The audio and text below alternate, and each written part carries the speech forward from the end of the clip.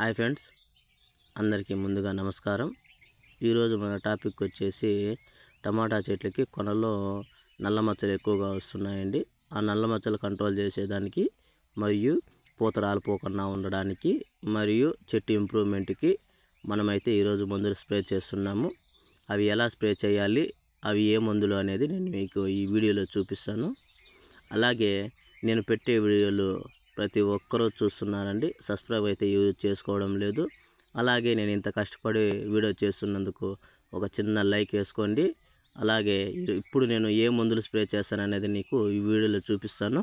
దయచేసి స్కిప్ చేయకుండా వీడియో చూడండి, ఎందుకంటే మీకు స్కిప్ చేస్తే ఏ మందులో తెలియదు. నేను మందులు కలిపే కాటిని ఇంకా కొట్టే కాటిని ఇంకా మొత్తం ఈ వీడియోలో ఇప్పుడు చూపిస్తాను, దయచేసి చూడండి. మీరు చూస్తున్న ఈ టమాటా పంటకి 45 రోజులు అవుతుందండి. ఈ 45 రోజుల్లో మేమైతే సెకండ్ పూర కట్టాము. పూత కాత ఈ విధంగా ఉంది. వీటికి మనము ఇంప్రూవ్మెంట్కి అలాగే పురుగుకి వీటికి మందులు స్ప్రే చేయబోతున్నాము. అలాగే నేను ఏమైనా తప్పులు మాట్లాడితే క్షమించండి. మనం ఇక వీడియోలోకి వెళ్ళిపోదాము. ఇక్కడ చూస్తున్న ఈ టమోటా మొలకలు దాదాపు 20,000 ఉన్నాయండి. 20,000 అంటే దాదాపు 1.25 ఎకరాకు పైనే ఉంటుంది. మేము ఇద్దరు స్ప్రే చేయడానికి వచ్చాము, నేను మా మామ. స్ప్రే చేసే ముందు ఒకసారి మందులు చూద్దాము. ఇదిగోండి చూడండి మందులు.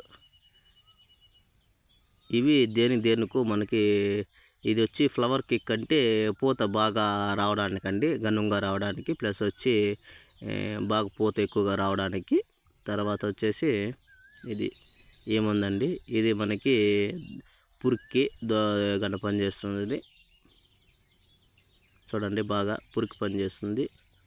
ఇది వచ్చి మనకి ఇంప్రూవ్మెంట్కి అవుట్కి వచ్చి పనిచేస్తుందండి. అదిగో ఇది కూడా ఒకటి, ఇది చూడండి. ఇప్పుడు అన్నీ మిక్స్ చేసేస్తాం. అన్నీ కలిపాక ఇలా అయిందండి. చూడండి అన్నీ మొత్తం కలిపి మీరు ఇవి ఒకటేసారి డ్రమ్ లేకపోయకండి. నేనైతే అన్నీ ఒక చిన్న బకెట్లే కానీ ఒక పాత్రలే కానీ అన్నీ ఒక దాంట్లోకి అన్నీ మిక్స్ చేసేసి తర్వాత డ్రమ్ లేకపోయండి. డ్రమ్ముకి ఇది మేము దాదాపు ఒక 400 లీటర్లు 500 లీటర్లు కొడతాము. ఇది ఒక డ్రమ్ ప్రస్తుతానికి మేము కొద్దిగానే మిక్స్ చేసాము. మీరు అంతా చిన్న పాత్రలే కలుపుకొని తర్వాత డ్రమ్ లేక పోసుకోండి, మీకు బాగా కలుస్తుంది. ఒకటేసారి డ్రమ్ లేకపోయినారనుకో మీకు ముందు అనేది అయితే కలవదు. అందరికీ నా యొక్క నమస్కారం.